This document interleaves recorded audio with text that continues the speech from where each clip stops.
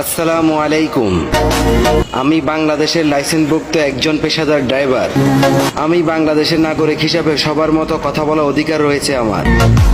মহাসড়ক আইন পরিচালনা কমিটির সদস্য বিন্দুদেরকে এবং ডক্টর ইউনূস স্যার পর্যন্ত আমার এই বার্তা পৌঁছাতে চাই। ইঞ্জিন চালিত মোটর গাড়ি ছাড়াও আরও একাধিক বাহন আছে।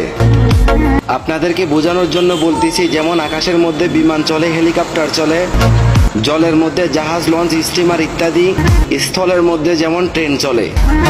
আমি জানতে চাই, একজন বিমান চালকের হাতে যখন দুর্ঘটনা ঘটে, সেখানে বিমান কার সহি যখন শতাধিক মানুষ মারা যায়, তখন তো কেউ কখনো বিমান চালককে দোষী করে নাই, তাকে ঘাতক বলে নাই, এবং কি লক্ষ্য করবেন, তার নামে কিন্তু কোনো মামলাও হয় নাই। জাস্ট একটা দুর্ঘটনা।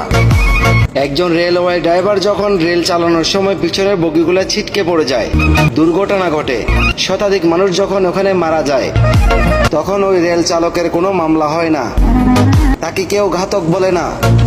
এমন হাজারো প্রমাণ আছে আমাদের কাছে, যা বলে বলে কখনো শেষ করা যাবে না। আর আমরা যখন মহাসড়কে গাড়ি চালাই, ব্রেক ফেল হয়ে দুর্ঘটনা ঘটলে কিংবা চাকা বাস্ট হয়ে দুর্ঘটনা ঘটলে, সড়ক ব্যবস্থা ভালো না থাকার কারণে দুর্ঘটনা ঘটলে, ড্রাইভারদেরকে কি বলা হয়? ঘাতক।